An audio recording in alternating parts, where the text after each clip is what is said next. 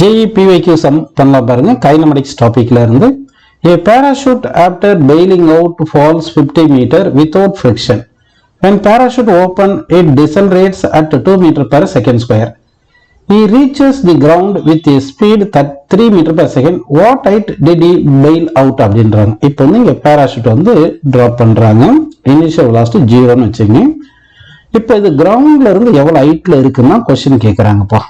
ஓகேங்களா? இந்த ஹைட் தான் நம்ம கண்டுபிடிக்கணும். ஸோ இப்போ என்ன பண்ணுறாங்கன்னா இது ட்ராப் பண்ணும்போது இது ஓப்பன் பண்ணல, ஒரு 50 மீட்டர் இது ஃப்ரீ ஃபால் ஆகுது, அதாவது 50 மீட்டர் ஃப்ரீ ஃபால் ஆகுது. அதுக்கப்புறம் தான் இது ஓப்பன் பண்ணுறாங்க. சரிங்களா? ஓப்பன் பண்ணதுக்கப்புறம் என்ன ஆகுதுன்னா இது ரிட்டார்டேஷனில் போகுது. எவ்வளோ ரிட்டார்டேஷனில் போகுது சொல்லியிருக்காங்க? -2 டிசல்ரேட் அப்படின்னு சொல்லியிருக்காங்க. அப்படின்னா ஃபர்ஸ்ட் 50 மீட்டர் வர வரைக்கும் ஆக்சலரேஷனில் வருது. A = எவ்வளோப்பா? 9.8 மீட்டர் பெர் செகண்ட் ஸ்கொயரில் வருது அப்படின்னு எடுத்துக்கலாம். ஓகேங்களா? சரி, இந்த 50 மீட்டர் ஹைட் கீழே வரும்போது அந்த இன்ஸ்டன்ட்ல இருக்கிற ஃபைனல் வெலாசிட்டி எவ்வளோன்னு ஃபர்ஸ்ட் கண்டுபிடிப்போம். அதுக்கப்புறமா கிரவுண்ட் ரீச் ஆகும்போது வெலாசிட்டி எவ்வளோ சொல்லியிருக்காங்க? 3 மீட்டர் பெர் செகண்ட் சொல்லியிருக்காங்க. அப்போ இந்த ரிட்டார்டேஷன் ஆகிற டிஸ்டன்ஸ் எஸ்ன்னு நம்ம கண்டுபிடிச்சிட்டோம்னா இந்த S+50 தான் ஹெச்ன்னு எடுத்துக்கலாம். ஓகேவா?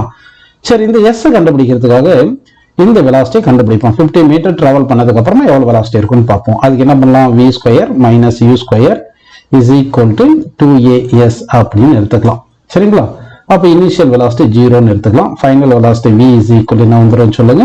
√2as ன்னு போட்டுக்கலாம். ஓகேங்களா? ஓகே, √2as 2 × a வந்து எவ்வளோ? 9.8 × s வந்து 50. அப்போ 2 × 50 எவ்வளோப்போ? 100 × 9.8 980. அப்படின்னா v² வந்து ஸ்கொயர் பண்ணோம்னா ரூட் போயிடும். 980 மீட்டர், சரி 980ன்னு வச்சுக்கலாம் v². புரியுதுங்களா? இப்போ இந்த S டிஸ்பிளேஸ்மெண்ட் போனோம் இல்லையா, ரிட்டார்டேஷன் 2 மீட்டர் -2 வரும்போது இதுல இனிஷியல் வெலாசிட்டி தான், இனிஷியல் வெலாசிட்டி ஸ்கொயர் 980ன்னு வச்சுக்கோங்க. சரிங்களா?